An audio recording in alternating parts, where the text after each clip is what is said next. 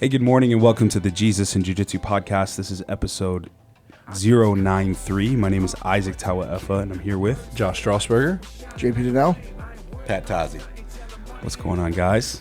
Good to be here with you. Yeah. Pat, you can sit forward a little bit because Mike's. I know. I like to sit back there, but you got to be right up in got there. this little hunch going on. Pat's able to project his voice forward. Yeah, true. We have our soft-spoken Samoan. Yeah, soft-spoken. I'm Samoan. not true. Italian. Man, well, it's great to have you with us, Pat. Yeah, man. I appreciate the opportunity very much. Yeah, it's great to be here with you. So for those of you who don't know, Pat is a friend I met through Josh, and we met through Dylan Cooper, getting to do some of that fun stuff up Who in we met Oklahoma. Dylan Cooper through. JP Dinnell. It's full circle. It is Yeah. full circle. Yeah. It is. Actually, JP's he The brought us all the together. linchpin. Yeah. Yeah.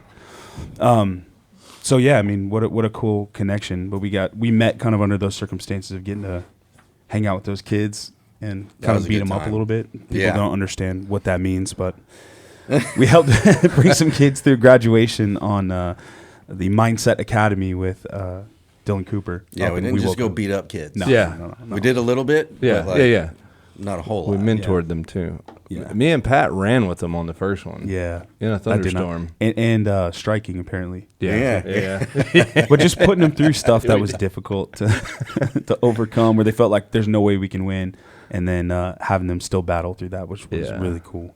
That was a cool thing to see, man. Just those kids and knowing and coming from similar environment, knowing the stuff that they've, in a small way, have gone through, and all the work that Dylan does with them is just incredible, man. Yes. What a selfless, amazing human being. Yeah. Yeah, we got to spend last weekend with Dylan, JP, Josh, and I got to spend the weekend with him serving at Pursuit, which was really cool. Yeah. Watching him just do more ministry there and serve and love on those men Yeah. too. So it was cool to get to be with all the guys.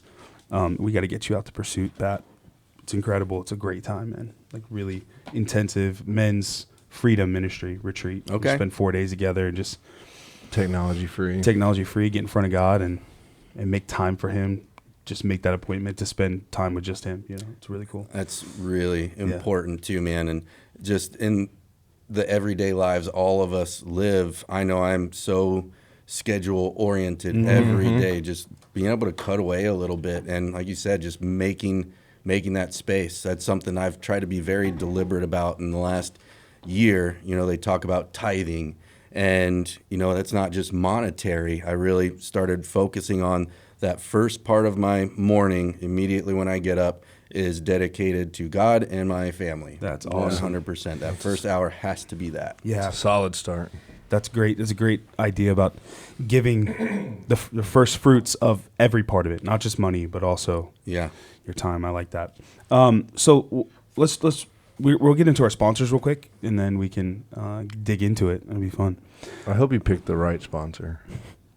Well, today's sponsored by Blaze Gregory. Is that the right sponsor? Well, I do. Josh? I like Blaze. I like him too, Blaze.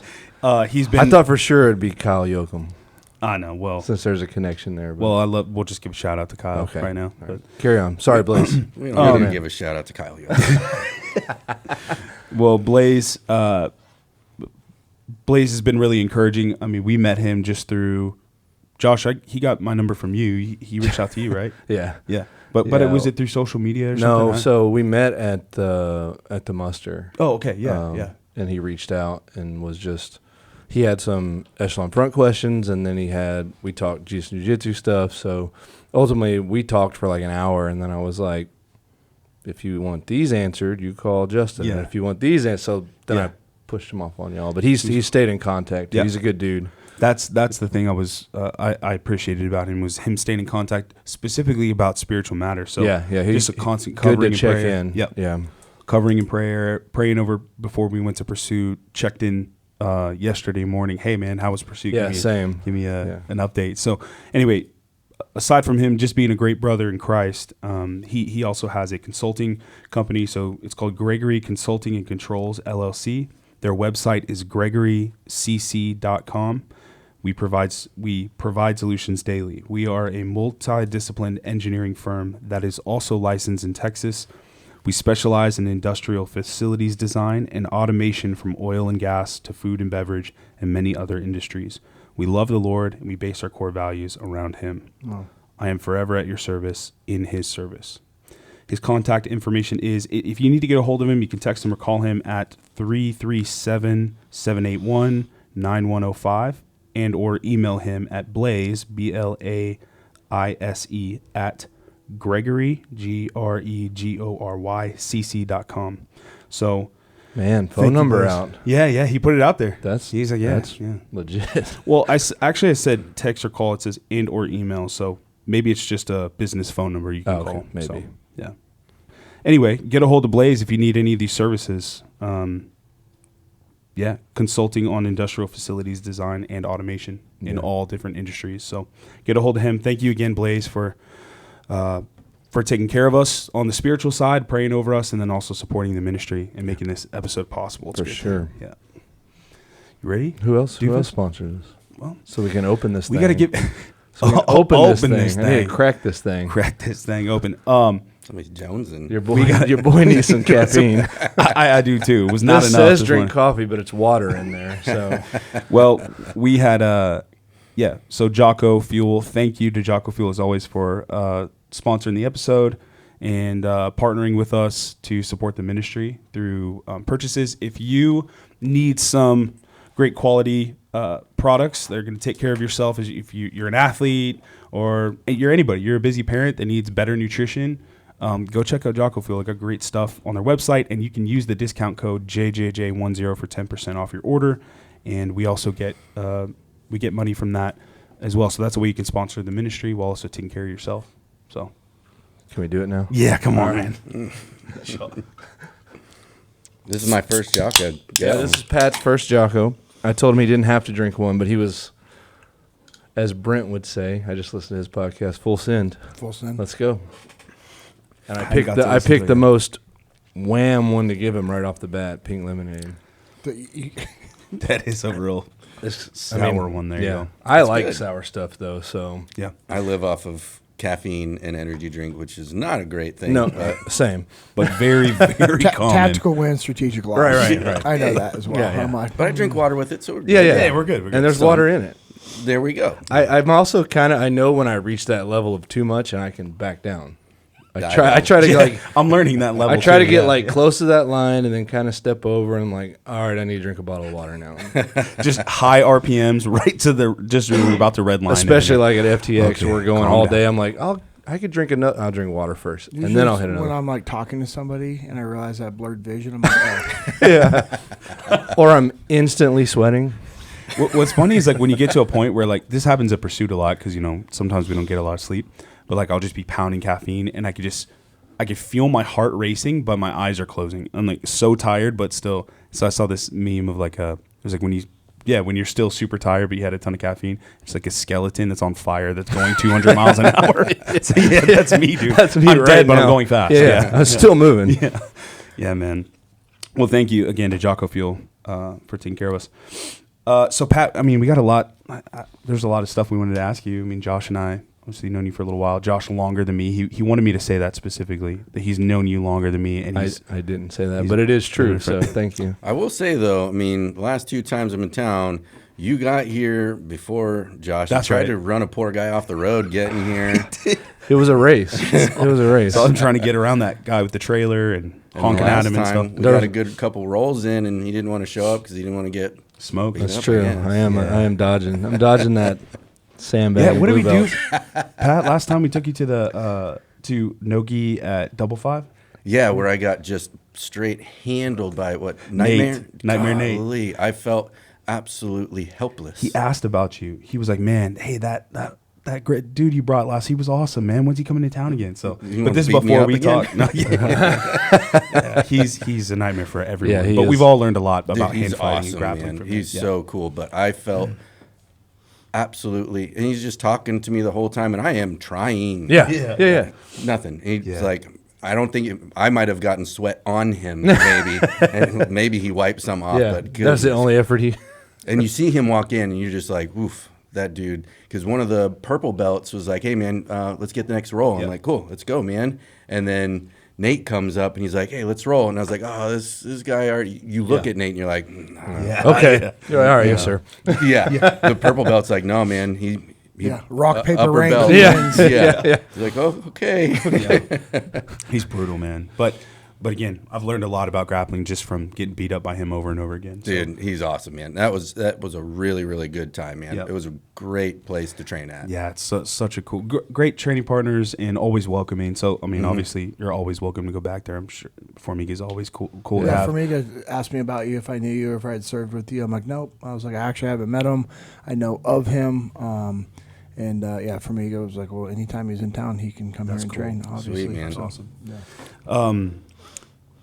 Well, yeah, so Pat, we wanted to ask you just a little bit, we just want to get into it because we have a scripture we always like to read and talk about. And so Josh sent one over earlier today, and I think it'd be cool for him to read that later. But before we get into that, just wanted to get the listeners caught up. And also, I'm sure JP has a lot of things he can relate to on, obviously. Yeah. But for all of us, just to learn a little bit about your background. So if you would just share a little bit about your journey, just your career, and then maybe a little bit about your journey to faith. Yeah. So I just recently retired in May. I did 20 years in the Navy and 99% of that with the SEAL teams. Rewind all the way back to coming from the Dallas-Fort Worth area. I was an absolute handful, and my better half, who's here with me, she got to hear a good bit about, small bits of that. Is a lot of people here. She met my buddy Brandon yesterday too.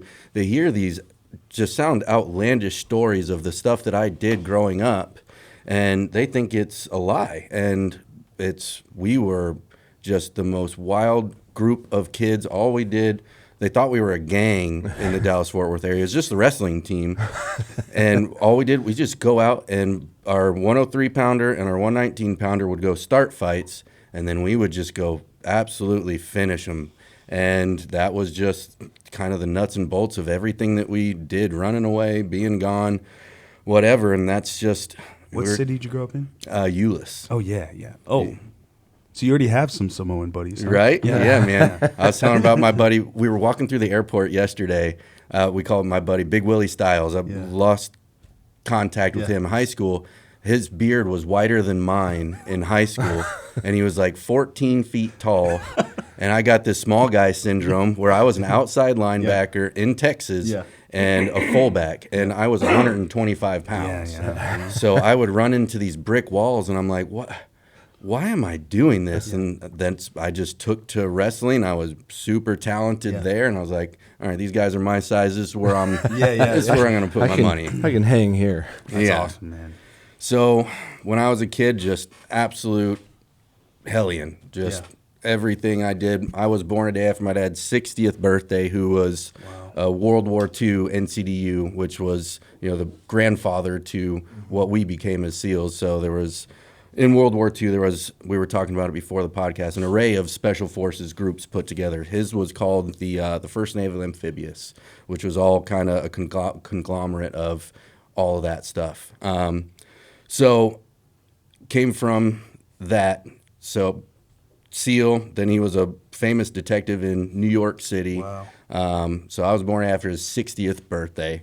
My life was kind of pointed in that direction of being a team guy. I did not want any part of it. I wanted to go wrestle in college, but I was just such a piece of work that didn't happen. Wasn't on the horizon. No. So in, 2003-ish, just before, right as I was graduating, my dad, he ended up passing away when I was 18. I was actually supposed to be in court for an attempted murder hearing for me on the day of his viewing, which I didn't tell anybody. My mom found out about it, and her friend had a lawyer that actually helped me out through that whole process. And then local judge Chuck Vanover, who is just an amazing human being. He saw something in me that nobody else saw, and it took a while for that human being to ever even come out. Not until my 30s, when I was going through divorce, changes in business, deploying, just life just blew up. And as you know, like, the SEAL teams aren't it's not a conducive area for mental health, for a lot of good things. We are the best war fighters there are, but that's the only thing you have time to concentrate on. So I went to had the choice of a 7-year prison sentence or go in the military. Went to boot camp with the we had contracts then, so I was going straight to Buds. Same. Oh, you didn't have to go to A school? I went to A school first. What was your A school? I was a mineman. Oh, nice. It was awful. Quick, short little A Yeah, I school, was gonna say, right? what's a It was mineman? a short one, right? No, that one was. It was supposed to be. I think it was like 3 months, but that's right when they went to self-paced. So, being me, I cheated my entire way through it, and I finished all my work, I think, within like 5 weeks or so. Nice, okay. And then went to Buds. What's a mineman? They tricked me at the recruiting station. I actually went in initially as wanted to be an aviation mechanic. Yeah. I'm a mechanic. Yeah. Went that direction. They weren't leaving, and the judge specifically said, "Get out of my state." And I'm like, I got to get out of here. So you took the A school that had the fastest opening. Yes. Yeah. So I wanted to do aviation ordnance because it was the shortest A school. That was a SEAL source rating. I didn't care about the job. I'm like, I'm not going to do that job ever in my life. Mm-hmm. They're like, well, that one's full. We have this one HT. I'm like, what's that? They're like, hull technician, pipe fitting, metal work, welding. And I was like, I'll do that. Mm-hmm. That's a cool skill set. I want to make my grandpa and my dad proud of being able to weld, because my grandfather and dad both did construction. I thought that would be cool to be able to weld with my grandfather on his property. That was the only reason why I picked that A school.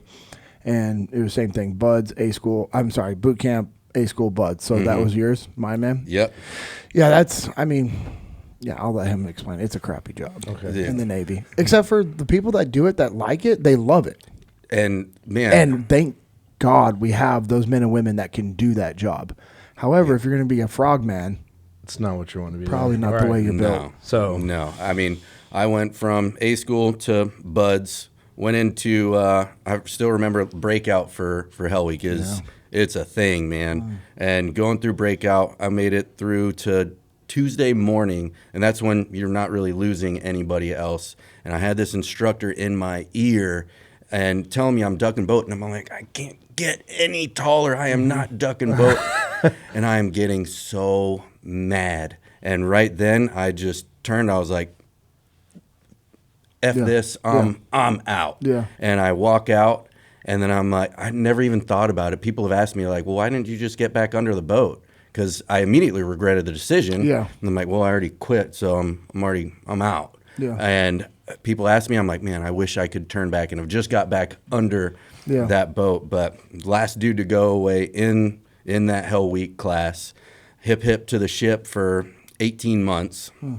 And in that time, just being who you are as a team guy, I became the #1 sonar tech and bosun's mate on the waterfront. Busted my butt to get out of there. Forged signatures to get back to Buds. And funny thing is, my first deployment to Iraq, I ran into my CO from that boat, and he was in charge of those, I don't like them very much, the Riveron guys that thought that they were a combination of SEALs and SWCC, but they were just on orders.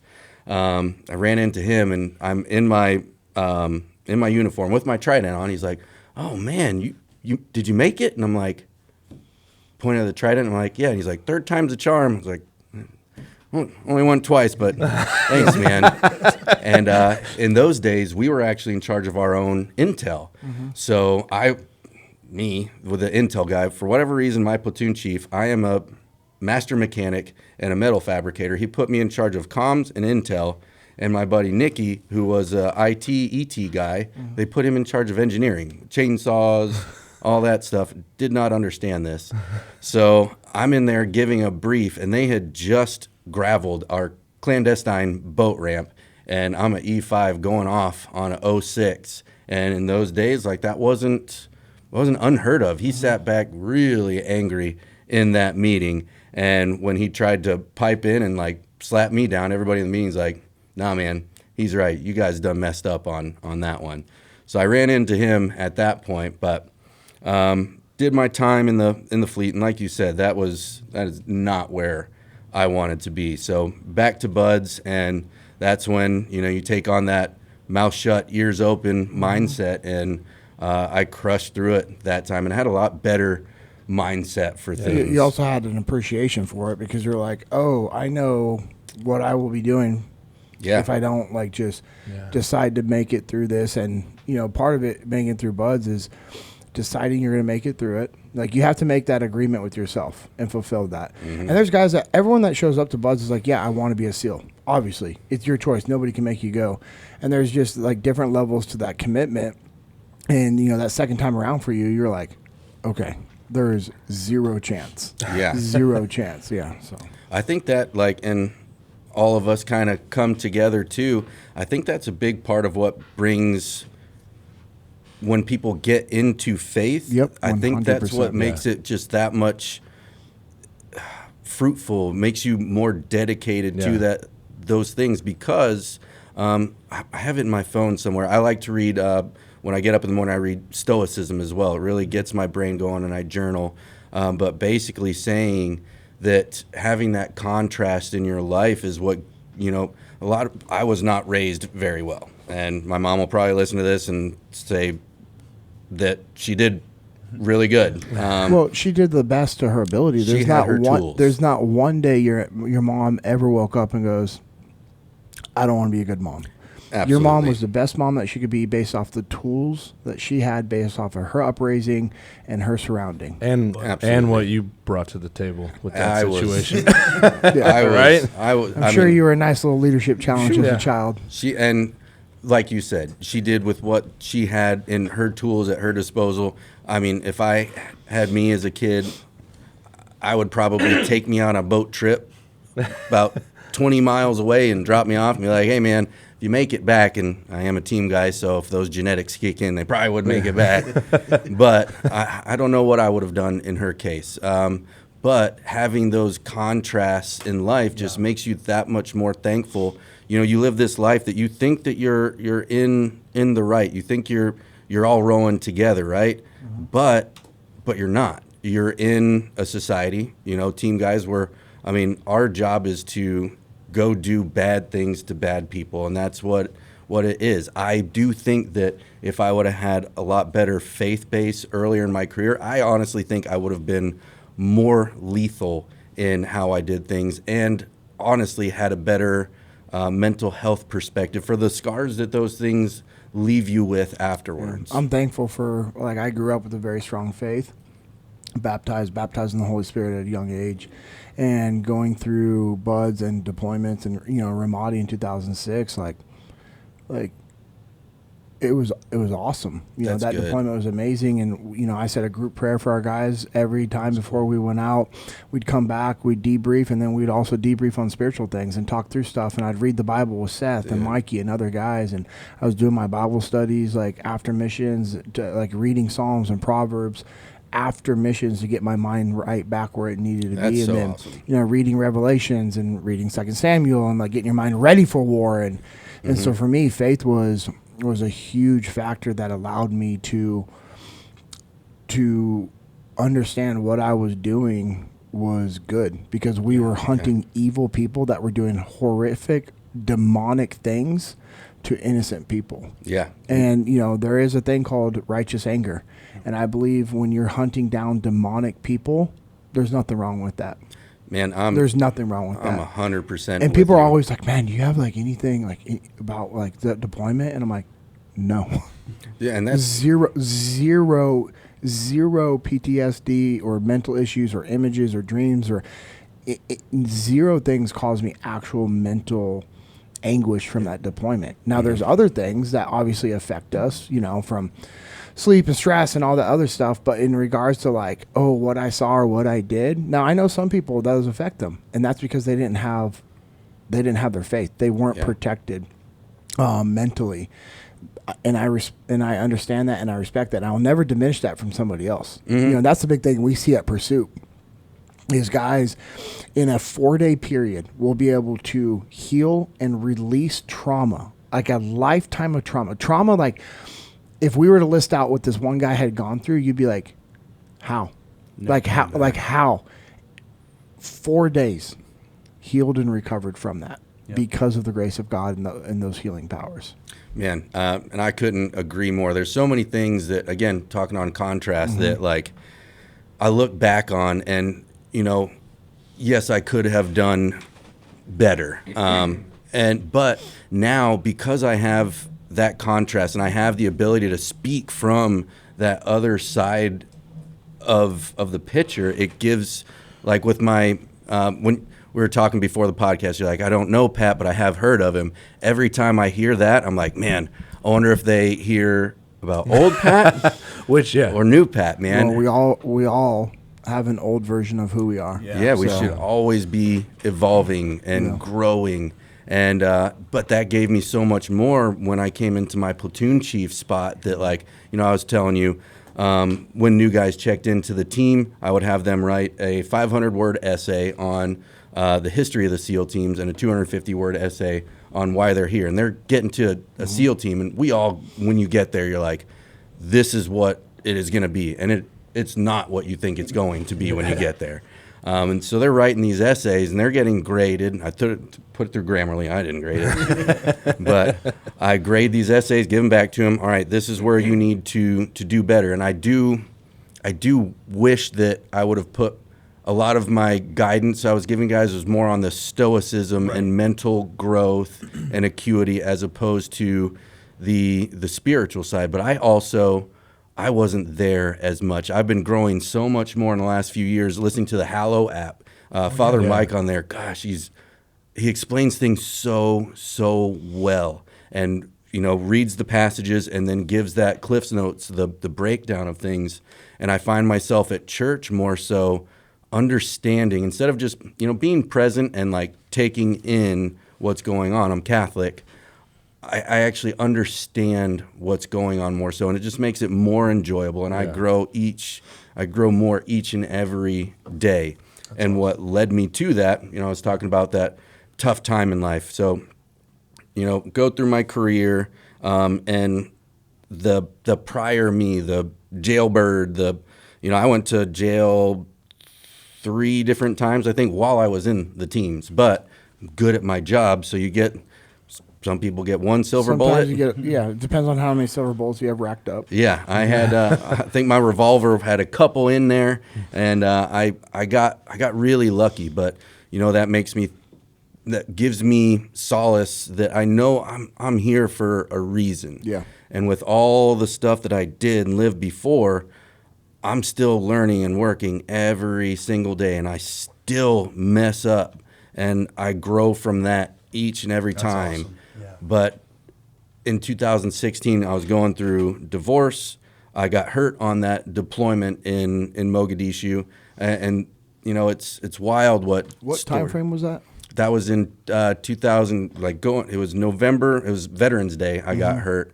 Veterans Day 2017, I think, November. Yeah. 16 or 17.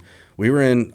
People don't realize how much work is being done still in that area. Yeah, I wanted to clear that up because I know there's going to be somebody that was going to listen to that and try to call BS as if it was a Black Hawk Down Mogadishu time frame. Yeah. When you said Mogadishu earlier, I'm like, bro, there's no way this homeboy's that old. But I was like, you never know when you meet team guys. I've met team guys where I'm like, thinking they're in their 30s. Mm-hmm. And they're in their late 50s, and then you meet guys that you think they're in their late 50s, and they're in their early 30s. Yeah, man. Team guys, you never know because we live hard lifestyles. You're not kidding. So, and I wanted to clear that up for listeners so that nobody is going to try to discredit what you're about to say. Because, hey, when this is on the internet, we're going to have all of our little internet friends, which we love, keep the comments. It helps the algorithms. With their interesting perspectives. Yeah, we call them interesting perspectives.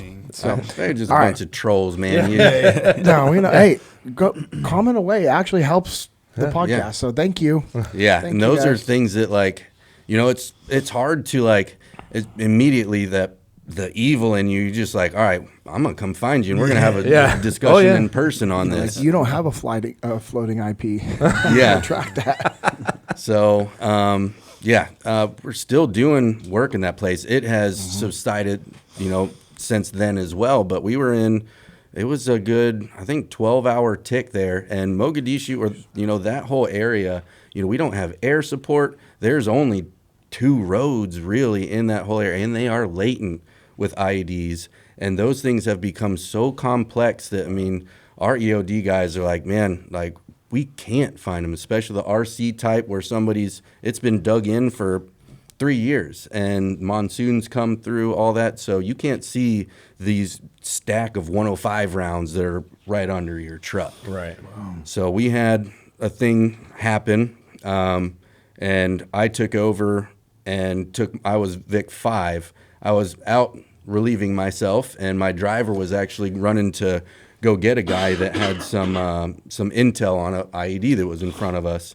So I'm standing out there, and an RPG kicks up right in between us, and I yell at Jock to get back in the truck.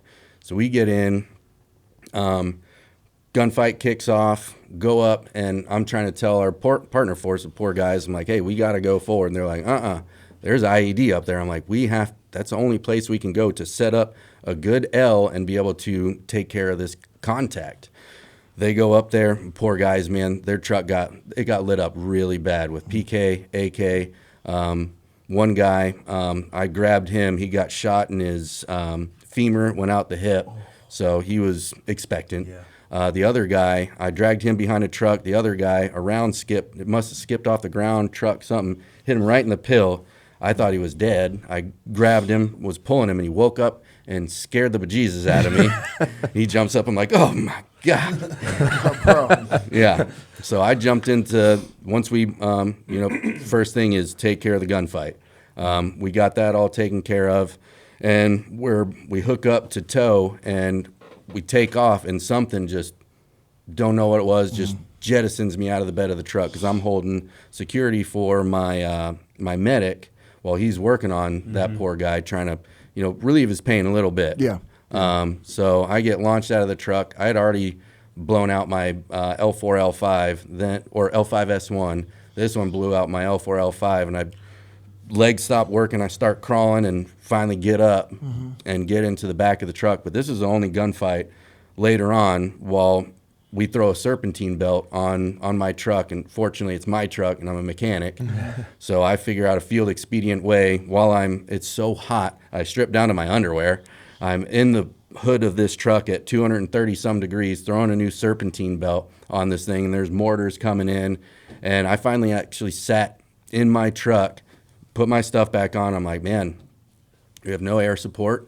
There was 3 technicals on their way to us. So technicals are a truck with big guns on it. They were coming our way to light us up, and you can't see, it's so thick there, you can't see 15 feet. So I just sat back, and I actually, my then ex-wife, I started, wrote a text to her and my then business partner, wrote a text to them just saying like, hey, take care of my mom, take care of everybody for me. Like, I think this one's it for me. And I hit send, so I figured when they recovered my body, they'd turn on my phone and, catch some signal and send to them. Yeah. They get that goodbye.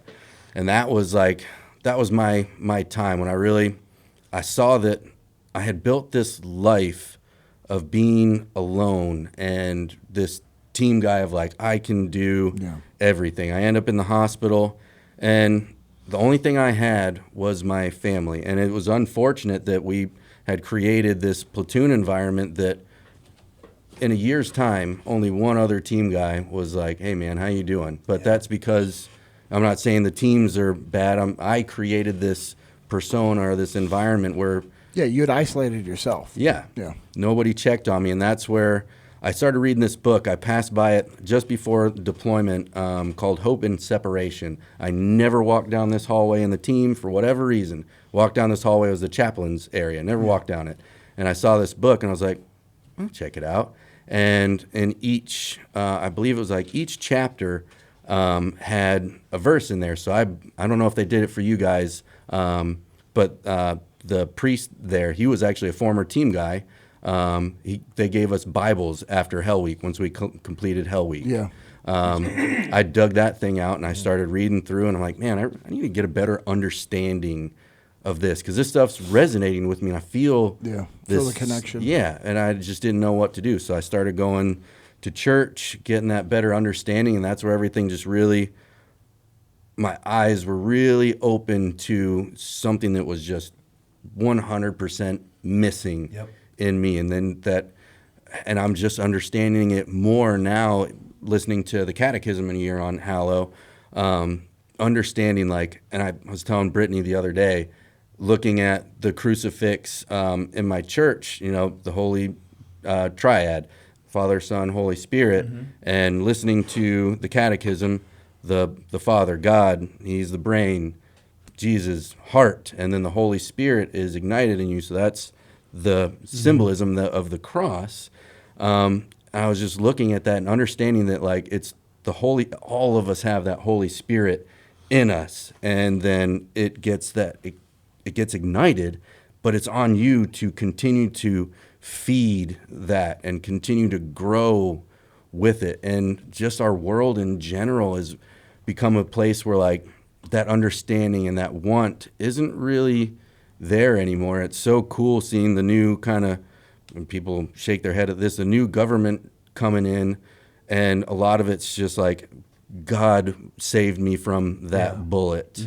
So many things. God is coming back into our one nation under God, and it's very, very satisfying. Because I know how much that changed evil me. I love that, man. I love also the contrast that you were talking about. I think that's such a powerful, like if you look at, there's people that I know, and if you know their testimony, like you see the things that they've been through, and then you see how much like compassion they have for people, the joy that they have, and it's because they've been saved and delivered from a lot. So like it's hard for people, like, so but JP's been to war, but like he was a believer his whole life, and I was a believer my whole life, and I hadn't had experiences like that really put a lot of, I'd had, you know, some ups and downs in my life, but generally had a really great life. You know? You'd never dealt with like life and death. You haven't buried your roommate. You know what I mean? Like you didn't escort your buddies home in a casket. So we both had the faith aspect. But you know, like what you're saying is like people are all going to have different types of tests in their lives. And as you and I have talked, your tests are your tests. Like you can't compare what you've gone through to somebody else. That's a big thing at Pursuit. You know, is like you'll hear guys sharing stuff and you're like, oh my gosh, what I've dealt with was nothing compared to that person. But then the things you've dealt with might be greater than the person. It's about what you have dealt with, what you have endured. You know. But those people that have endured a lot and and done a lot and then been forgiven of a lot, I think those people are some of the most passionate people, because it's like, dude, I know where I came from. I know the stuff that I made it through, and God redeemed me from that life. Like my dad was in a gang, and he was, you know, like probably an alcoholic before he was even 20 years old, you know, and doing some hard drugs and incarcerated for assault felonies, you know, and just living that lifestyle and going down that route, and God like radically changed his life. And so he's the kind of guy then that goes and does things like what he did for 20 years, where he did ministry all over the world, traveling but literally from headed like in a gang, and that's where he's headed. And then God just like flipped the script completely by changing his life. And then he became just as passionate about all the evil he was doing. He now became just as passionate to share the gospel with people. So it's like those people, what I'm saying, the contrast is like, I see that in people. I see when people know they've been forgiven much, they're just, it's so much more joy, it's so much more passion, and they serve and love people like they've been forgiven of a lot of stuff. So it's cool hearing your story in the beginning, because I think that now God is using, it's like, well, now I have a passion to help people that were just like me. And you know what it was like to be in that mindset. Now using that same, all the energy you used to be a heathen before, now you're using to be a son of God and, you know, great representative of Jesus, which is cool, man. And it didn't take a lot to be a heathen. Like being bad, doing crazy things is easy. It is, It's fun. I mean, you can't say that it's not. What's crazy, I wonder if you've experienced, I know you've experienced this. I know Josh and Isaac have. You know, we were driving back from Pursuit. I had my cousin Matt with me, who came and served. He went last year, and then we had another guy, Charles, from our Jiu-Jitsu gym, and he was driving back with us. He attended, and we're driving back, and I was just like encouraging Charles. I'm like, hey man, like the way you feel is great, but you know, it's not, you know, you're still gonna have things in front of you, and you know, you're gonna be, you know, battling stuff out, and it's a never-ending pursuit of becoming more Christ-like and trying to be better. I said, you know, when I got to the point when just like stories would come up, and I would start sharing old stories. I knew I was on the right path is when I didn't like sharing those stories anymore. Mm-hmm. The stories that used to be cool and fun. Oh yeah, I see what you're were saying. like Yeah. not. I didn't enjoy them. Like I was joking with Josh there, telling a story about one time I got in a bar fight. Well, actually out in the parking lot with a bunch of guys, and I was wearing cowboy boots. And this one guy, it was me and my buddies, and we were well outnumbered. And so I kicked this guy as hard as I could. It was like this, like a hybrid version of a push kick to his groin, as hard as I could with cowboy boots. I had never heard a man scream like that. Ugh. Guaranteed there was damage, like really bad damages done. And he was like folded over, and I switched up and then kicked him in the liver as hard as I could with my cowboy boot. Mm-hmm. It makes me sick telling that story because all guys were like, oh, that's, and I'm like, no, it's not awesome. Yeah. Because maybe I should have just de-escalated that and be like, hey man, I'm sorry. Hey, we don't want to fight. Hey brother, you know what? Hey, I hope you've had a good night. Me and my buddy, like if I would have done that, I wish I would have done that. Mm-hmm. Or maybe taking the chance to not being drunk at a bar and been out ministering to people. That would have been a lot cooler story.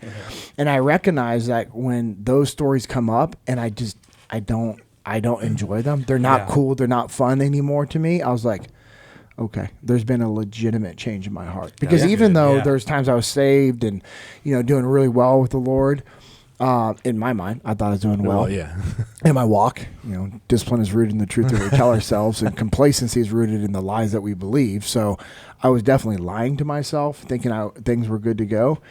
And I would still share those stories and still kind of like, oh, those are the good days. Those are good days.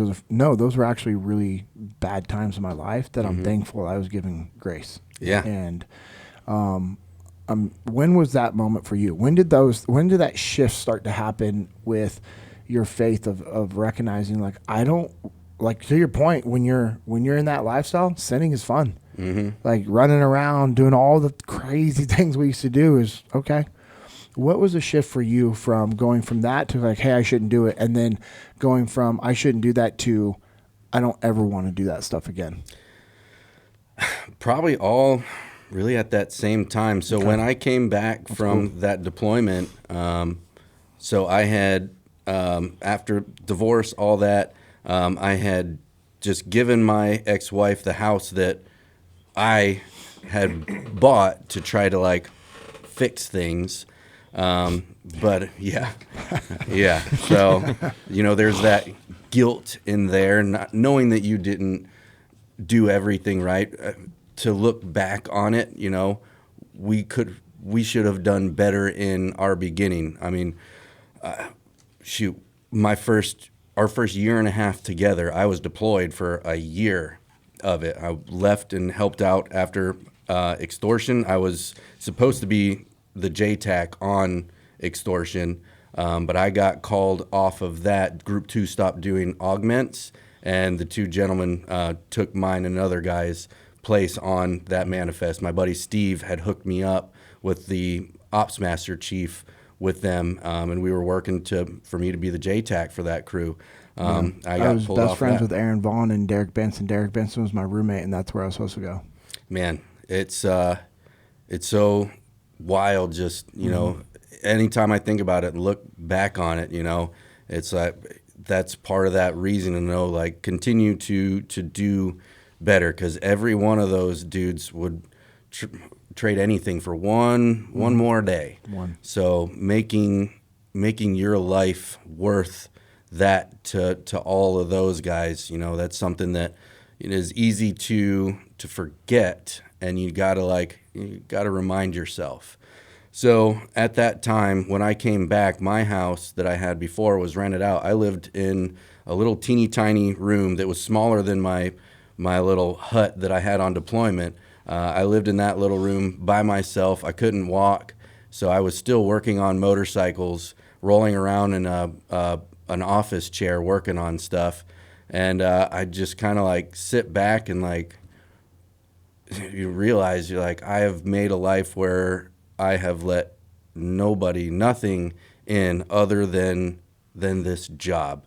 This job is important, but it's not going to last forever. So And that's been a constant growing thing. I don't think even then was it like, I'm going to stop doing all the dumb things that I do, because, you know, you live that life for so long.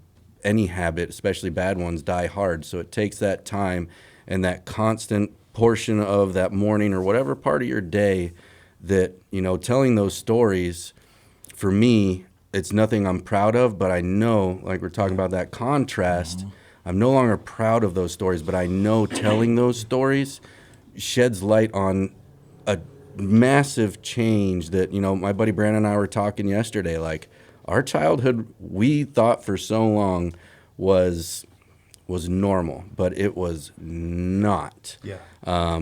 We were just another breed. So telling those things, people see this drastic change in contrast, and they're like, well, what was the change in that? And it was looking at myself and having that self-reflection is hard, and that's why a lot of people don't do it.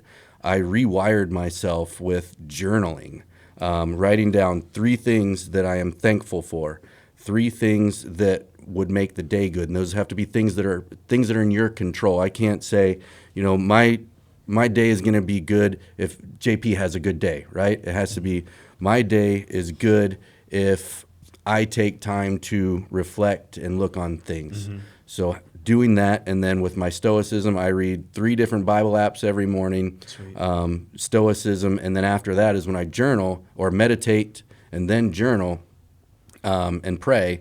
So when I journal, I've already been thinking a little bit. My brain's kind of warmed up, and then, you know, for a while it was hard writing down those things that you're thankful for.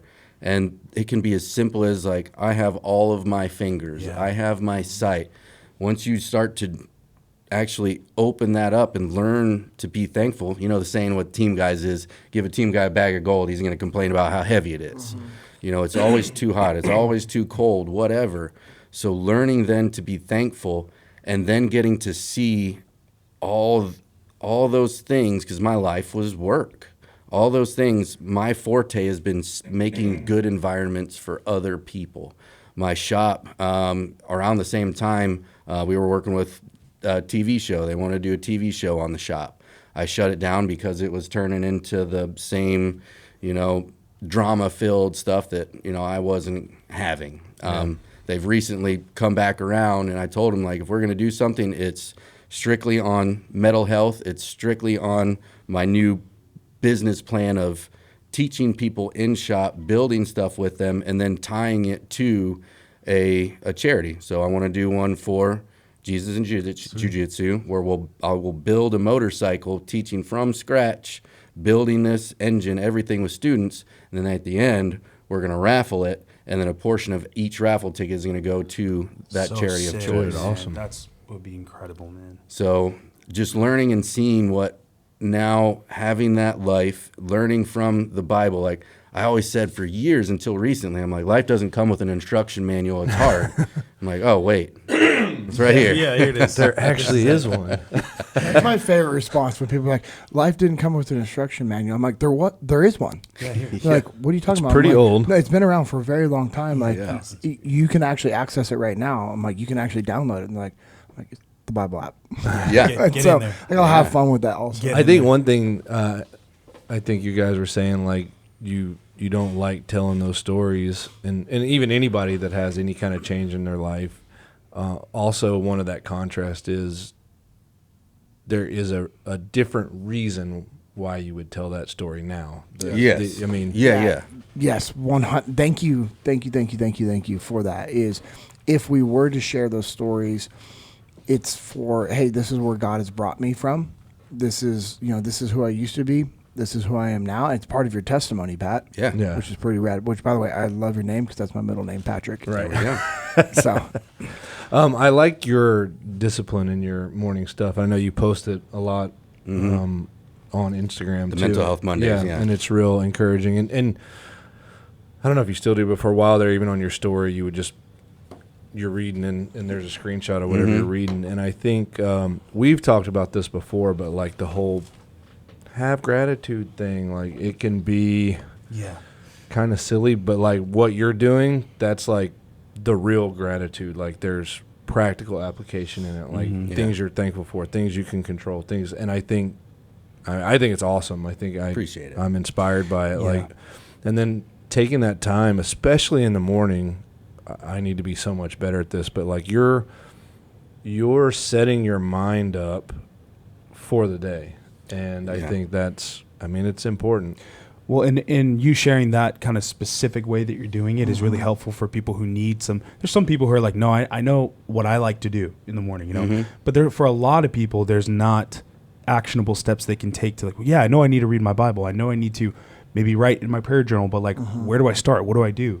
And so having actionable steps is good. So that's great. I'm glad you shared your process. And you're very intentional with why. Like you even said, like, that gets my brain firing and rolling, and then on to the next thing. And the gratitude thing Josh was talking about, just to elaborate on that a little bit, was like we talked about. I remember the conversation. I was like, that's kind of the world has kind of hijacked that, and they'll use it apart from God. They'll just be like, oh, gratitude or mindfulness. Yeah. And you're like, yeah, I'm grateful for what? But then for these things. But then you're like, well, who are you grateful to?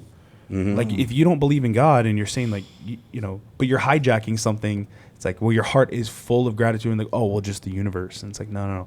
The one that created the universe, that's the one you're grateful to, you know? So, turning those affections and that gratitude and thankfulness to the rightful place it's supposed to be just makes it so much better. And there's a lot of people, too, I've noticed that, especially people that are deep-seated in religion, they stay away from Stoicism because they think that it's worshiping like another god or meditation. But if you look at Stoicism, so much of it, and Kyle from Servium, he has mentioned it too. If you look at Stoicism, so much of it is, a lot of it was prior to biblical times, but so much is derived from faith as well. That's that like it's just another tool. That I love reading those quotes. So. Yeah, I'll definitely be more deliberate on doing that. I know social media is it's a slippery slope. You get into something and you see that it's like, dude, and old habits die hard. And I know for me, as of recently, I didn't come from a life, and especially in the SEAL teams, I didn't come from a life of a lot of affirmations, right? Yeah. In the teams too, you're told, hey, if you're doing a good job, you should know it. I changed my leadership style when I was teaching at, I rewrote the whole curriculum for CQC. When somebody clears a room, you got to tell them they did a good job, because you're going to always wonder, even if you walked in, you just rocked it. You're like, I don't know if that might be a East Coast culture thing. Bro, I had really good, like, feedback in the West Coast when I was in the teams. Man. And then when we were at Trade It, I mean, if you made a mistake, you're going to know about it. But when you did a good job, you'd be like, hey, that's what good looks like. Yeah. We didn't have literally that. From the rafters, we'd be like, hey, that was freaking awesome. Good job, new guy. And they'd be like, because why would I want to like crush somebody who's going to be on my team? I want him strapping on his gear, knowing he's one of the most violent and capable men in the world, and we're going to go do the Lord's work together. Yeah. Well, so it's about building up that confidence in those guys. And I didn't mean that in a bad way, like it might be an East Coast culture thing, but like the teams I grew up in, like, yes, if you made a mistake, you knew about it. But when I would do things well, I had guys that would be like, hey, bro, that was freaking awesome. Yeah. Good job. Even when you were training, right, weren't you for a little while there just crushing new guys until you had a reason why and a mindset shift? There was both for sure. One, I was playing that bad instructor role, which you need that hammer. Yeah. But then initially I didn't have the right mindset behind it, and Jocko pulled me aside because I was just like railing into these guys. Yeah. It was Jocko pulled me aside. Yeah. And he's like, hey, I have a question about the flow. I was like, all right, cool. I go over there. It's just him and I, which this is good leadership. He didn't do it in front of the group. And he goes, hey, how many times did I ever scream at you? And I was just like, okay. Noted. He goes, it was something along this line. He goes, I know your intent. I know it's because you care. And I know you're good at this stuff, and you want these guys to be good. And we had just come back from Ramadi, and these guys are getting ready to head over to Slaughter City. You know what I mean? Like, we knew. Wild West, man. And, and he goes, but these are your teammates. These are your brothers. And so we talked about a lot more.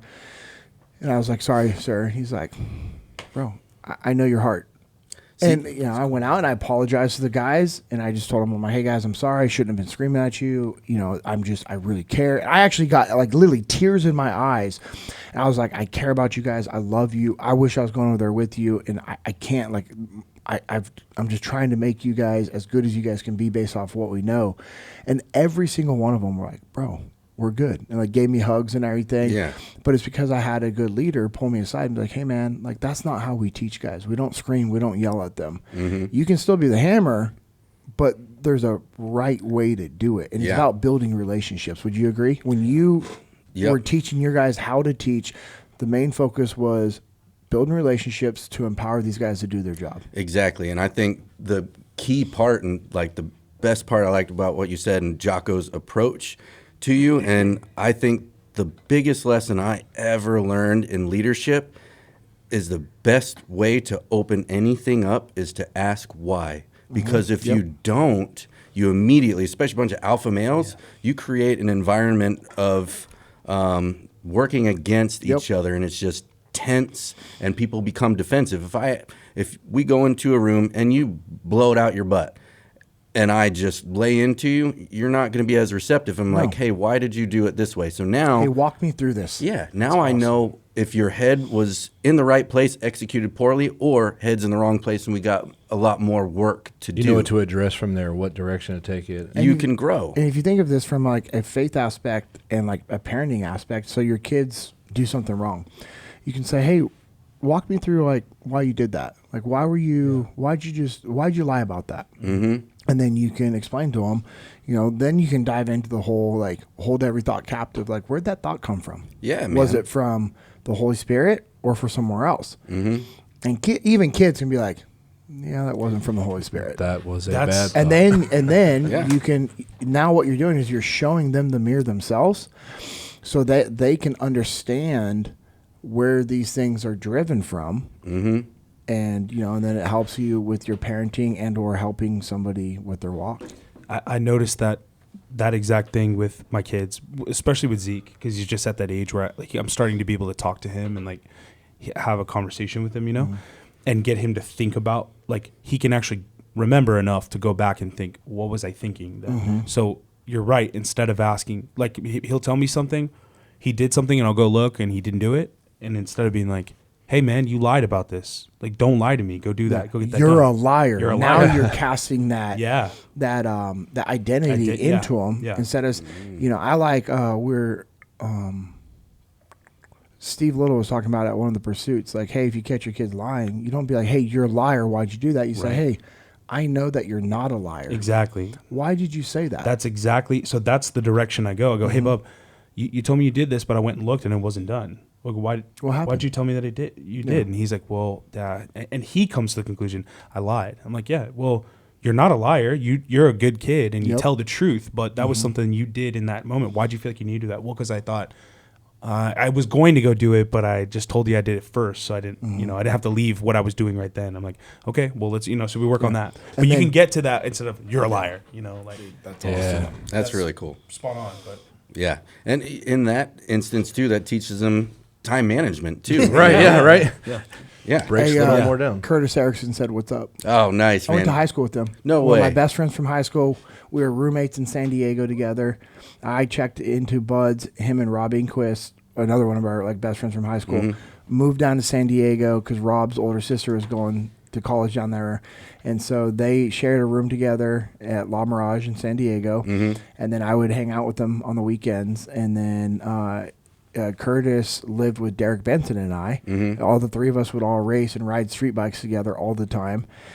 And when I was in Ramadi, Curtis decided to join the Navy and go to Bud's because he's like, all my buddies are team guys. Yeah. And so he went through Bud's. I was his Bud's instructor for a little bit. No way. That was kind of no funny. pressure, Curtis. Hey, I'll see you this weekend at the house. You know what I mean? But yeah, Curtis Erickson is like one of my best friends from back home. I think I great guy. texted you about him, didn't I? I don't remember. It was what? No, he probably didn't because he would have remembered it. Because I think I don't know, Curtis or maybe I asked Curtis yeah, about Curtis it because I didn't meet he him. knew you well and that you're a good dude. Dude, and, he's awesome. And man. then I would just earlier I was like, "Hey, you're getting ready to sit down with Pat," and he's like, "Bro, please tell him I said hello." He's awesome. He actually bought my old trailer. Oh yeah, for his for business, Bounce House. Yeah, With Bounce House okay, business. yeah, He has. yeah. So. Good dude. Very, very smart guy. We were at Team 2 together for Yeah, at least 5 some years, whatever. so awesome. Yeah, he's Small a really world. good, right, man? is, And it's so funny too, though. Like it's small, but it's big at the same time. Like, hey, this guy was a SEAL. Do you ever know him? And That's what I always do with him. yeah. Like any East Coast, I'm like, this guy. There's how many over there? Yeah. And For a if while, it's- you're the only East Coast one I knew, so I'm like, well, I'm gonna ask him. if it's a younger guy, man, usually like Pat Tazi, like, yeah, yeah. It was my platoon chief go. At that point, my new guys from years past were instructors then. So it's actually a trip with Kurt. Yeah. He was teaching free fall then. We were all going through, and one of my guys, he was my new guy a long time ago. He saw how I was with the guys, and he pulls me aside, and I always gave him a ton of crap. He was actually the driver of the vehicle of 3 rollovers I've been in, and he was the driver. Rolled an RG in a. It was supposed to be one of those. Hey, this is gonna be a 12-hour thing. We're gonna go check out some caves and go, send some guys to Allah. And on the way back, dry hole, of course, nobody there. On the way back, rolls, and my platoon chief then put me. I was the SEA as a E6. I was just good at my job. And, of course, for me, I was like, I want to get out of here. I was like, all right, we need to call in fast movers. We're going to bip this thing. And he was like, absolutely not. So he was the driver. We ended up getting a wrecker out there somehow and coming out. But back to the free fall, this dude, Marlo, he sees how I'm with the guys. He pulls me aside and he's like, bro, what the F, man? I'm like, what? He's like, at this point, if I would have done anything, you would call me fat, lazy, small, whatever, like all these things. And you're being nice to these guys? I was like, yeah, man, what's the big deal? He's like, dude, F you, and just It's like called walks growth. out. That's how I feel watching my dad with my son. I'm like, where was this? Like, you're so cool with him. Like, if I did any of that, somebody would be like, go to your room, or I would, whatever. Yeah. That's hilarious. But hey, people change over time. Yeah. They learn and grow. Well, and grandparents just get soft. yeah, but Like, that's like Grandpa Pat. That's Yeah. essentially what's going on. Yeah, Dude, man. that's amazing. That's funny, man. Yeah. Yeah. I love it. That poor guy. I was mean. Yeah. Like the guys going through, like when you go into a new platoon, you check in like who the platoon chief's gonna be. And my new guys on that rotation, even from my LPO days, like Bear was in one of these two, Bear Hanlon. They were late for something, whatever, and we ran to the beach, came back, we went to the ropes, and I'm doing it with them. We're doing shuttles and just burning their legs out. And everything I did was to make sure, like, it wasn't dumb stuff. I wanted guys to get a workout out of it. Yeah. And then it's no leg rope climbs, doing that. So guys are just smoked out, man. And guys would hear these just god-awful beatdown stories. And these guys are checking in on me, and they're just terrified of this platoon chief they're checking in with. And Good. at that point, I'm just chill, and I'm like, hey, this is what you're doing. These are the book reports that I want, this and that. And they're like, wait, what? book reports? Yeah, my first lieutenant was like, "Hey, you will read both of these books." I'm like, Ranger Right. Handbook, man. People don't realize it. That thing is like its own little Bible in what we do, because we're SEALs, but we're attached to the Navy. We're not, the ground force, even though we are. So knowing how to communicate with those guys, and even when it comes to like doing all of our task orgs and battlefield imagery, we have to pull it out of that handbook, stuff like that. I had them read that. Was it is it Legend, the one about the All Blacks, the rugby team? Dude, what a great book. What is that book called again? don't know. I know Legacy. what you're talking about. Man, so good. So I had them read all these books to understand, like, hey, this is where a lot of my leadership style is now coming from. I don't want you to fear me. I want you to know that you are in an environment in which learning is the goal. I want you to learn. I want you to know that if you mess up, you're gonna pay. There are consequences to your actions. Yeah. Still there. Desire and capabilities are two different things. And if you're a new guy in a SEAL platoon, you better be putting every single effort you have into increasing your capabilities. Yeah. Because you have to be an asset and not a liability. Absolutely, man. And if you look at that from a faith standpoint, like how much time do most of us actually spend throughout our day reading the Bible, praying, and doing praise and worship? It's funny, like, I know guys that'll spend 4 or 5 hours a day doing jiu-jitsu, but then they think, the one praise and worship song they listen to in the morning and the 15-minute Bible study is enough. Mm-hmm. And then you look at guys like Isaac who are like putting it in all day long, building out these, discipleship programs that we have with Jesus and jiu-jitsu and being intentionally in the Word and discipling other men and praying and talking with them, like, and that's the biggest conviction I've had is like, oh, I'm not being intentional enough with my time in the Word and, diving into these different things in life. And I've been trying to be more intentional and increase it because desire and capabilities are two different things. And my capabilities in regards to my knowledge of the Bible and being able to help disciple other people and lead them is very low. Now, I do have my spiritual giftings and, and exercise them and operate in them frequently. Yeah. Yeah. And that's cool, but that's like one little thing. And it's not where I need to be with my knowledge of the Bible to be able to, like, if Pat and I were talking and, for me to be like, hey, you know what? Like, hey, actually, let's talk through Joshua, because, hey, what we were talking about reminds me of Joshua. And it was cool. Like, it's starting to kind of just like, I had this, a kid, 14-year-old, went through Pursuit. Oh, yeah. And, him and I, we made a commitment to where for 31 days, leaving Pursuit, he was going to wake up and proclaim that he is a mighty man of God and that he's going to do great things for the kingdom. And whatever day that is, he's going to read Proverbs. Mm-hmm. And I shook his hand and I said, hey, I was raised that a handshake, that's a commitment. Right. That's a contract. Yeah. And and so I've gotten messages every day of him reading his Bible. That's awesome. And, That's really good. One of the things is his uncle was like, man, he's really struggling with this. He thinks like all these things are attacks now. Pursuit's a lot for a 14-year-old to process. Yeah. And, I just sent him a video back saying, hey, like, don't be discouraged. These aren't all attacks. Try not to be, I'm not saying that you are, but make sure you're not being a spiritual hypochondriac thinking like, oh, this is attack.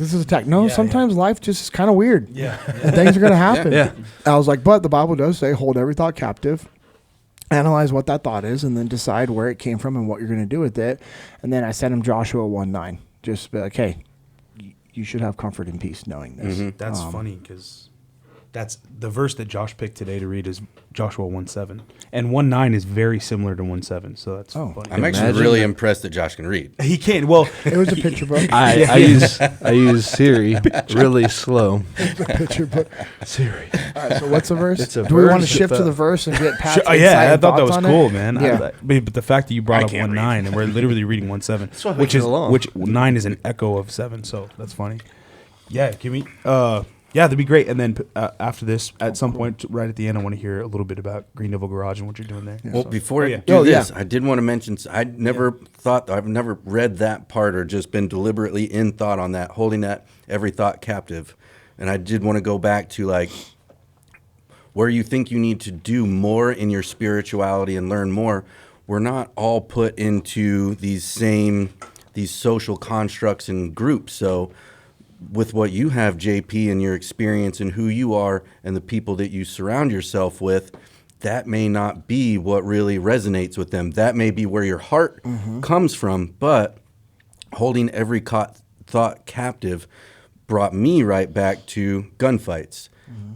The first thing you do is not run willy-nilly into something. Nope. You drop into your fields of fire. You figure out, you gain all this situational awareness that you get from your walk in. Mm-hmm. As you're walking, I have this terrain here. I have this building here. You know all those safe places to go back to. Same as the Bible, right? The more you learn, the more you read, you find these safe places in you. Yeah. You realize more about you. So in that gunfight, and that's how I equate to, because for me, my intelligence is in working with my hands and figuring things out. I'm a very slow reader because I have to picture everything. Same. And I read it 2, if not 3 times. Yeah. But I have the community that I have surrounded myself with that, we make things with our hands. To understand an engine or whatever, like you have to understand these things. So don't be so hard on yourself in that to where,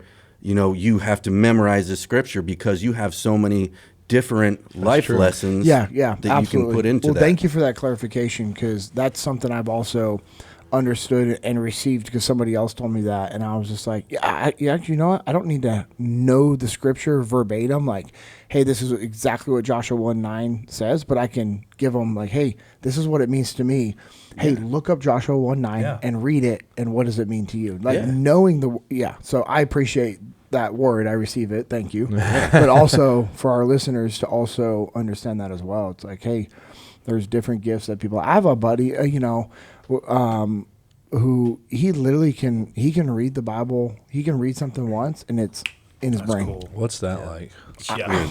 That's the way my girlfriend Brittany, she is so smart. Yeah. That she's coming into the shop now and helping me. I show her stuff that took me forever to figure out computer-wise, and she's already almost done with it, with employees that I've had for years that were never able to complete it. You're one of those. She's just crushing everything, man. She is absolutely my better half. Well, it's cool because we all have gifts, and the people that we're with should compliment ourselves. Right. Absolutely. I never wanted to date or marry a female version of me. No. I wanted the opposite. Absolutely. Yeah. Cool. I don't That's even the know opposite that complimented me. I don't even know if I'd be friends with me. So what's that say about you guys? Well, I would. We just form a gang. I'm just kidding. And we're full circle. I got to get out of here. Oh, you'd be in. Yeah, so I texted. Well, actually, I texted Isaac last night, and I was like, hey, idiot, get something together to talk about. He said, you better have something real good for tomorrow. Oh, yeah, that's what I said. And he was like, no, I'm going to let you I'm going to show everyone how unprepared you are tomorrow. And I was like, good.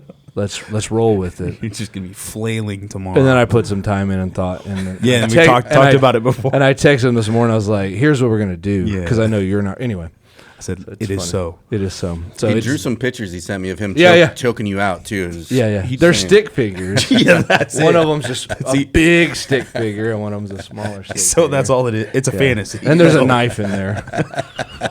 All right, so we're going to Joshua 1. Yeah, Joshua 1:7. All right, so before you read that, I think this please. is really cool that we're in the book of I'm Joshua. glad you're going to read some context, right? Yeah, because I have this Every Man's Bible, and it's at the beginning of the chapter, or the book, sorry.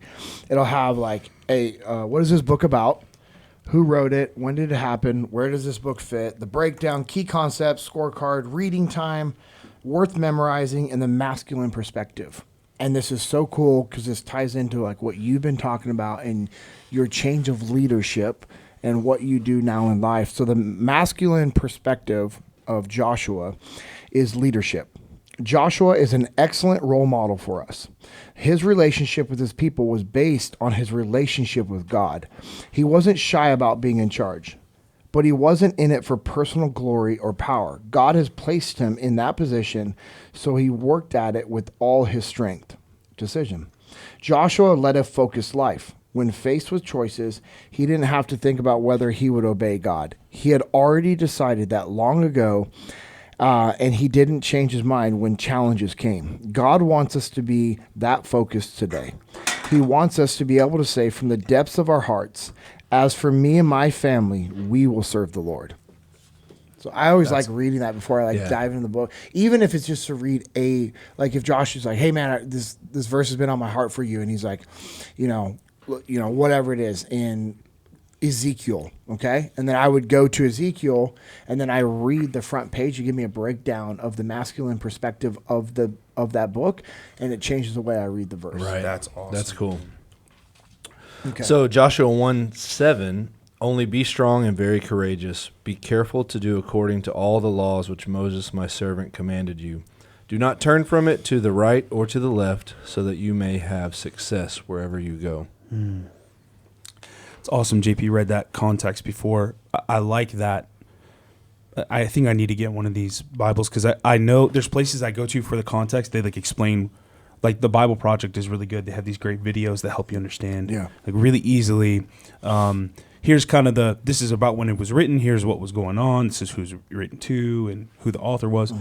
All that stuff is really helpful. But to have it in the Bible right before you flip the page over would be really good. Yeah. But I was, just the whole chapter, Joshua is, taking over for Moses. He's doesn't feel as equipped as him, but he's a warrior, but he's like now needing to learn these like leadership skills. And I think it's so cool, and that's God's charge to him. And Joshua has like a bunch of times throughout Joshua, that exact phrasing, be strong and courageous, is in there. So 1:9 says, be strong and courageous, have I not commanded you, right? Be strong and courageous, do not tremble or be dismayed, for the Lord your God is with you wherever you go. Yeah. Such a good reminder. Yeah. And I love this, like, see that, right? Yeah. What's the point of Joshua? And it has those randomly throughout here, and they'll break down different stuff. To be a winner, listen to God and show a lot of courage because God is with you. Yeah, that's great. It's just a good reminder. Yeah. Like we would teach guys in the teams, and like what you did as platoon chief, like, hey, they knew that because they had a chief that was out there doing stuff with them, not just be like, hey, you guys are going to go do this, but you were actually doing it with them, being hard on them because you cared about them, because you loved them, because you knew that you needed to have high standards and expectations to be able to perform at a high level because of your experience. That's what good leaders do, is they take care of their people by giving them high standards, by showing them what to do, doing it with them, never asking somebody to do something that you haven't done yourself or wouldn't do with them. And then you're out there doing the work with their guys. That allowed you to build this strong, incredible relationship to where those guys knew that you trusted them, therefore they were going to trust you. And when you know that your leadership has your back in regards to getting the job done, supporting you, taking care of you, not like taking care of you, like covering things up, but like actually holding, you to a high standard, giving you responsibility and actually giving you ownership, like that's the difference. And that's what makes, teams strong, is when they have good leaders like you being able to do those things. And think about, if we take it from a faith standpoint, like, yeah, I know that's what you do with your family. Yeah. I know that's what you do. And that's what I'm trying to do as well, is like do these, what we just talked about, but in regards to our faith, like it's a game changer. So what's really cool is, like you just turned it to the spiritual about leadership, but what's cool is that verse 8, I was just reading that, it looks like this is God's command to Joshua, and he's saying, well, like for me, it's like, well, how do I not turn from the left or right? And how do I be strong and courageous? He says, this book of the law shall not depart from your mouth, but you shall meditate on it day and night, so that you may be careful to do according to all that is written. For then you will be able to make your way prosperous, and then you will have good success. Then 9 comes in. Have I not commanded you, be strong and courageous? Do not be frightened. Do not be dismayed, for the Lord your God is with you wherever you go. So God is with us, and that's why we shouldn't be afraid. That's why we should be strong and courageous. And the way that we do it is by, I think, hiding the word of God in our hearts. So we study the word, we meditate on it day and night, we think about his goodness and about the truth of his word, and that builds us up and it strengthens and encourages us to do what we're supposed to do. And Paul says that in Philippians, that we're to walk in a manner worthy of the calling of God on our. So God called us to do something, and what's cool is he's telling Joshua the same thing. You have a calling. Your calling is he's going to lead these people into the land of Canaan, and they're going to conquer the people there and capture the land. But in order to do all that, he's just privately telling Joshua, be strong. He's encouraging him and speaking to his heart. But that's Joshua walking in a manner worthy of God's calling on his life to go be a conqueror in that land. And so in the same way, we're built up and encouraged, and you can't do that if you're not, to JP's point earlier, just studying the word more. And I know what he was saying, he wasn't comparing our passions or giftings at all. He was just saying, like, that's something, I just want to be more more familiar with some of these verses. And I think that's like all of us should aspire. I definitely aspire to, like, I'll talk to my uncle who's just a biblical, scholar, and I'll talk to him, and I'm just like, man, I'm never like, I don't feel bad about my. Yeah. It's not like, no, oh, I'm not doing well or No. anything. It's an encouragement. I mean, I feel Yes, that way that anytime we do this podcast, and Yeah. you guys are all talking about stuff, and I'm like, didn't know that, and it's like encouraging. Like, I need to get in there more. Not like Same for me. It's not a Yeah. negative Yep. feeling. Yep. It's an encouragement. Like, even talking about what Yeah. Pat does with his Yeah. morning routine, I Right. think everything behind that, Same it's an here. encouragement Yeah, to me. yeah. Like, Same. I need to start doing that. Yep. Watching JP minister to Charles and his family, and the way that just like jumping right in there and serving people, and like, sure, you don't have a place to, and I don't know how much he's going to talk about it. You don't have a place for your daughter to go so that you can go to Pursuit. Sure, you can stay with my family. They'll take her to the movies and get her nails done and feed her and take her places. And I was like, man, I mean, somebody need to- legitimately, we don't know. I know. And that's why I'm like, ooh. But God put it on Amanda's heart and my heart, and that was our confirmation. Yeah. But look at that's an encouragement just broadly to me, because man, that's to be willing to just be open like that to people. That's calling. It's always, and I think that's what happens when God just continues to surround.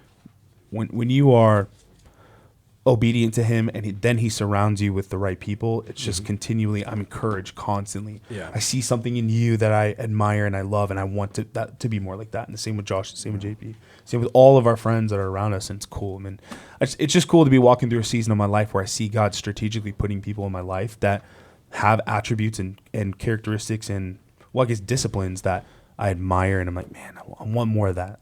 I think that all envelops too that that courage part. So, people that are listening, don't so much think of courage as like being in a gunfight or whatever. Courage is just that right there. Like, if I can trust you with a little, I will give you a lot. So that person maybe needed to feel that trust, right? Yes. Hey, they sent their kid with me. I need to do really well. Maybe they needed that little bit of affirmation. Right. That's courage on your part of showing trust and giving your child over to them. They feel trusted, and now they know, all right, I did a little, now I can do a little bit more. And that's maybe where they start to do 100%. more stuff like this. So courage can be so much more. And that's where I think it's really important that people do spend that time. Like, for me, like I was saying with church, is just becoming more and more fruitful and more enjoying. I'm enjoying it more because I'm spending more time in the Bible. It's not just this little thing that I'm reflecting on. I know the chapter, and I know where things are coming from, hearing about Joshua. And I always, for me, my biggest change was when I read David, and that's when I was able to forgive me. That's when because I wasn't as familiar. I grew up Catholic. I was baptized when I was a baby. But church was just where I went on Sundays. Yeah. That's what I was told to do, and I was not a good kid there either. Even I thought that God lived in, like, the light bars like above the ceiling. I like look up there. I'm like, I wonder if He's like looking down there. I wonder if He's up there. But as I'm reading more, I'm understanding David was not a good man. Yeah. He was a great leader, but I was talking to Britt's dad about this. God knew that David was after His heart. Yeah. Everything in him wanted to do good. He made mistakes. And that's where, in reading the Bible, you see that people make mistakes. God forgave them of those mistakes, and they continue to try. But we are fallible humans, and we grow. That's why Jesus was here to live that infallible life, where we have that example here on earth that we get to read about, where other people got to witness, where this man lived as we do and was able to be away from all those things and feel all those things, as He's on the cross. Why have you forsaken me? There's so many things that He experiences us that we can look at in every portion of our life, daily life, and be like, this is where He was courageous. This is where I can be too. This is where I can learn to forgive, because as He's on the cross, forgive them for they know not what they do. As they are killing Him, He says this, and there's so much in our lives that we hold on to, that we don't forgive ourselves. We don't forgive others. We hold on to these things, and those are the things that continue to hold us back. I had a lot of that in the teams, where, especially when the popularity of my shop started to grow, immediately, if you're not in your breacher manual or whatever, if you are living a life outside of the teams, you are ostracized. You are looked at as like this is not 100% you. You should be willing to just walk away from your family at any point. I don't know that I would have been capable of doing my job if I have a family. It's hard enough for me to, when I was deploying, leave my little Frenchie Peanut. I love that little dog, man. It was hard enough to leave her. Leaving kids behind and not seeing them grow, I don't know that I could have done that. And living the life that I have has prepared me to be a much better example and man to, my hopeful future family with Britt. And,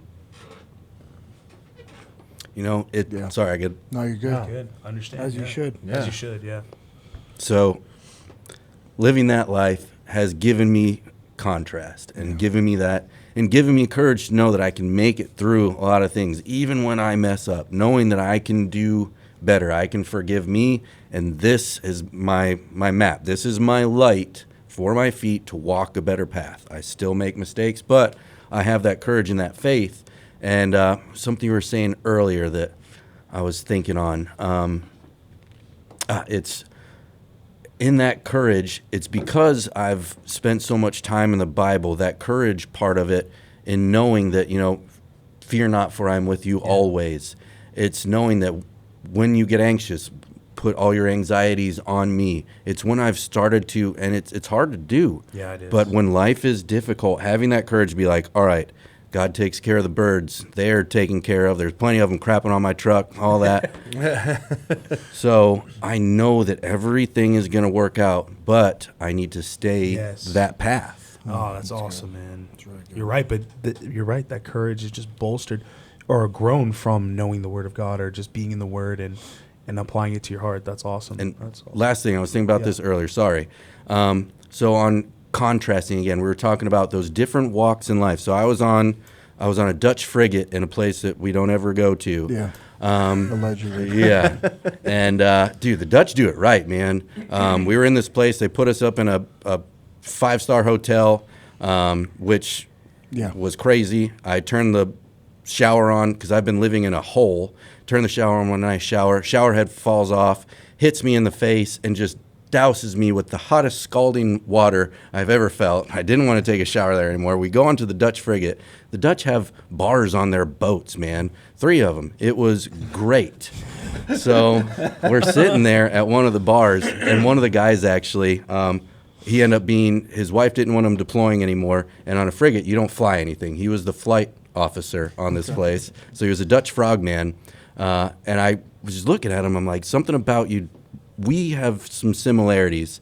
And when they kick off this party, he stole the antique cross-country skis off of the wall in the bar and is going, ladder wells are steep in ships, man.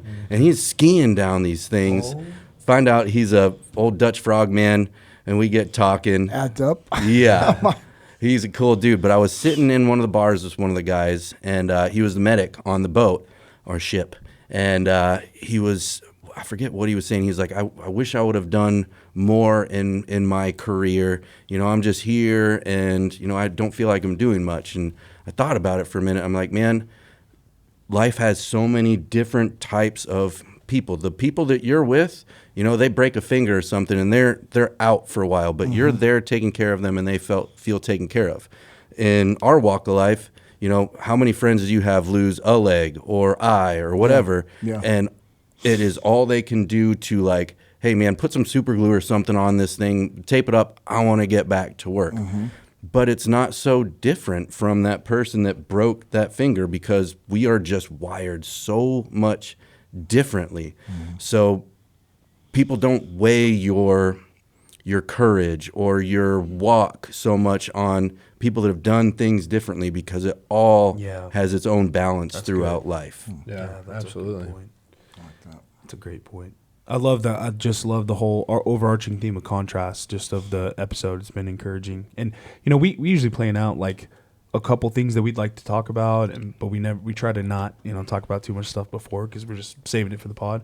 But it's cool. God always just, in the way that he wants it to, he always helps guide the conversation to be, you'll see someone will reach out and I'll pass it along. We'll pass it along, but they'll be specifically encouraged by the way that this message came across. Like, this is exactly what I needed to hear. And it's like, cool, we didn't plan. I didn't know that, but God knew that. So God doesn't talk to us. He don't give us a call. The Holy Spirit quite literally speaks through us. Yes, Yeah. that's right. We didn't write down a script. No, I can barely write. yeah. What do you see? Lifted it up and there was nothing. There's just a stick figure. It's of upside down. Him trying to kill me. Hey, Why is there bubble gum in that? Oh man. Yeah, Pat. So before we wrap up, can you just talk to us and our listeners? Just tell them a little bit about Green Devil Garage, what you're doing there. So it's kind of gone through its own changes, a lot of different things. We talked about it quite a bit, purpose in life. And I know for me, building good environments where people feel like that they can learn, that's something that I get a lot of enjoyment from. I've had a lot of apprentices come through, and the best feeling I get is teaching. I love to teach, and I love seeing people. People always ask, like, dude, aren't you going to miss this motorcycle? It was awesome, or this car. No, man. As soon as that person, I get to literally build people's dreams, like with my hands, man. It's the coolest thing. Or revive these motorcycles that people think will never run again. So I've been in business. In February, it'll be 13 years. And it's been, for a while, I had a bunch of employees, big shop, and it turned into I was more so the face of things, and it took my hands away, and I didn't like that. So here the last few years, I've done a lot of charity work. I've helped to raise close to $500,000 for various charities. I've built 4 or 5 motorcycles specifically for, the families of Extortion 17. The Tomahawk Charitable, I've built 2 different art pieces for them. Those are sick. Yeah. So Those at feathers. this point now, I want to be able to help people in every which way that I can. So the future for the shop is I'm going to be doing a lot of YouTube tutorials, keeping them 5 minutes, really concise, and teaching that way so I can reach a broader scope of people. But I'm going to be doing in-shop classes that I call Mental Health, where for whatever reason through my journey, I've noticed in working with people, they have a willingness to open up to me. So keeping it small groups, 1, maybe 2 people, where I start from the very foundation of a motorcycle build. And we talk and we build together, bring back the confidence for them in working with their hands, the troubleshooting process, all that. So we're going to build a motorcycle from either restore something or build something custom. And then at the end of it, through that whole thing, what I want to do is stuff like this, sit in on a podcast, or like my buddy Cam, who I went out with last year to Jackson Hole, Wyoming. He has a foundation for veterans where he teaches avalanche work and split boarding, things like that. Shedding light on them so I can go and do their activity, shed light on them, and then that build the whole time is going to be dedicated to, Jesus of Jiu-Jitsu or them. We're going to build it together, raise that awareness for everybody. At the end, we're going to raffle it off, and portion of each raffle ticket is going to go, 1, to continuing the program, but also to those charities and help raise funds and keep things going. There's too many. We have a lot of 501c3s out there, and so few of them want to work together and help people out. It's so weird to me. So I've worked with so many at this point now that I want to do it myself, and through my followers, through another 501c3 reaches out like, hey, I like what you're doing, would you mind doing something with us? Continue to feed those people as well through the gifts that I've been given. Yep. Yeah. That's awesome. awesome. That's excellent, man. You're gonna continue to impact so many people, and we're excited that we have a friendship officially. I mean, obviously we're friends personally, but friendship with Green Devil Garage and the things that you're doing to help minister to people and love on them. And we want to continue to help, support however we can. We appreciate you being willing to do something like the motorcycle for Jesus and Jiu-Jitsu or something, whatever makes sense. But man, what a cool ministry, and God's going to use you to bless and encourage a lot of people. So that's awesome. Well, y'all got anything else before we wrap? Just go1 little small thing. Real quick, we don't have to dive into it. How long have you been training jiu-jitsu? say off and on. Yeah. Sandbag So blue belt. I actually Like, started coming from the out. sandbagging purple belt. How long have you been a purple belt, Josh? There's a difference. Hold 12 on. years. How long have you been a purple belt? I'm gonna enjoy this. 6 years.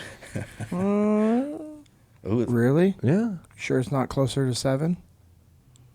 It's not 2025 yet. Okay, that's what I Ooh. thought. I got my purple belt in 2018. 6-ish years. spotlights off. Trying to me. make this about Pat, all right? Just curious. So I actually, How long were you a white belt? Oh shoot! For me, I've been a white belt. Well, I was one for. So I started in jiu-jitsu when I was in the penalty box after my first time in Buds. I started out in. I don't think they're around anymore. A place in Corpus Christi. Started out there. I was there for like 6 months or so. Fortunate, and at that time, 20 years ago, Yeah. wrestling had not so much penetrated jiu-jitsu, and I was just a monster Blasting then, it. man. I was like, this is easy.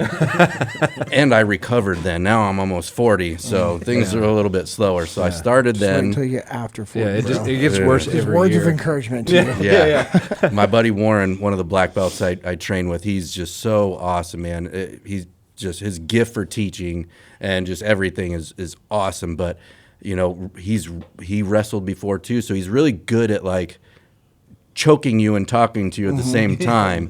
Our buddy Brent has that gift Yes, as well. yes. So he slows whispering things sweet down. nothings. Yeah. And Mitch will just sing to you the whole time and beat you up. But Warren, man, he's helped me out immensely in just slowing that down. And I got my blue belt 7 months or so ago, something like that. And then now I'm in that. 20-year white belt, 7-month blue belt. Now you see what I'm saying. Yeah. amazing. Look at him just trying to cast stones Oh, over I know, here. yeah, I know what he's doing right He now. got his glass house He knows over he's- here. Better be He knows careful. he's getting his brown belt this year, so he's just trying to. You can't pay for it, you know, right? No, I multiple times I've tried to pay to go the other way until they told me to stop saying that. Well, So, Isaac did say, he was like, man, if Josh beats me here today, he's probably going to get his brown belt. Yeah, Yeah. which is why I was racing. That's why I rolled slow on purpose. He tried to pit some poor guy going to work, trying to like mow lawns, stuff You like know, that. telling you, when- somebody just showing God's love When you're in the while group, driving. when you're in the group text and I put a time I'm coming in, and Isaac puts a time 4 minutes faster than that, that is a challenge and a race. Yeah, it was actually about the same time, but I was like, I'm gonna make up. I'm That gonna you beat lost. him by 4 minutes. And I lost by about 2 minutes. Yeah, but as JP pointed out in another group message, we were still both late. So It's true. Yeah. he said, "This is not me trying to." What'd you say? I said, this is not me making fun of you guys. Well, I was last time we recorded, I think I showed up right on time, and I thought I was going to be late, and I was like, well, if you're late, you might as well show up with something. Yeah. I mean, if I'm going to be late, I'll show up with coffee or Yeah. donuts or bagels or Marty B's, you know? Yeah. Yeah, And then it was like, nope, just come straight here, and I was able to make up time and got here right on time. So I was like, I think I was late last time, because if you're on time, you're late. Yeah. And On time's 5 I was minutes like, late. this is not me making fun of both of you guys for being late. I waited until right when it hit 10:30. I was like, send. You knew that bothered me, right? yeah, it's so bad. 100%. And it bothered him real bad. I said I was gonna be here 4 minutes faster than him. That really bothered And him. you're only here 2 minutes faster. Which again is why you ran that poor like landscaper guy off the No, side of the no. road. His lawn. If I hadn't put Lawnmower that was- sticker on my truck this weekend, I would have. It's an accountability tool, man. It is. That's why I did. So speaking of that, he's talking about a Jesus in Jiu-Jitsu decal on the back of his truck. Which you can purchase. Yes, you need one of I've these never for had. accountability. I've never had one on my truck. It's Good segue, JP. I'm associated with this ministry, but I just knew myself. Yeah, you were making provisions for your sin, is what you were doing. You're like, but what if I drive like? That's probably correct. So now, because of him, anybody's got one of those on their car, park in the back of the parking lot. Yeah. Somebody's keys might just rub against. Yeah, exactly. So you can check out the decals, hats, shirts, rash guards, flags, coffee, That patches, Velcro patch. Yep. Little- Yeah, shaker cups. For right now, my garage is absolutely teeming with all of this cool gear. But pretty soon, Dave and Robin are Dave and Robin are going to be taking over Are they? pretty soon. Yeah. Okay, cool. But anyway, you can get all that gear on our website, JesusandJujitsuUSA.com. And go check it out. Support the ministry. Buy a decal so you can be accountable for your driving. Wear your shirt in the airport so you have accountability when you're not rude to the TSA agent or the gate agent. Man. Yep. Yeah, you'll be surprised. I mean, it's a conversation starter everywhere people go. You have the shirt on, like, that's cool. Yeah. Tell me about that. Or, hey, nice shirt. I've got a few, like I wrote down, God put a few things in my mind for Jesus and Jiu-Jitsu for apparel. And Josh and I are up and running printing on the Path Printing. And so I'll run those by you, Steve, and Josh, and Lucas, and then we can start cranking those out as well soon. I mean, I don't know. I think you guys like them. That'd be dope. Yeah.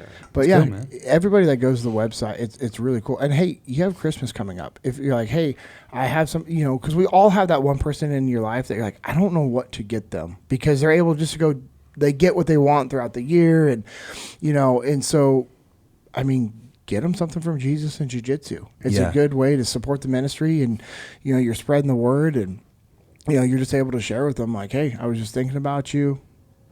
I don't know. So on that note, I think people will hear this podcast on 17th. Yeah, the 17th. So you probably are not going to have. Well, it's a good way for you to start your year. Yeah, exactly. Or just even say, hey, I got you something. It's on its way, and it'll be in. Screenshot the receipt, print it off, give it to them. Say, hey, this is on the way. Card. Yeah. So I'm waiting for this. I'm waiting for Isaac and his slow self to get this to you.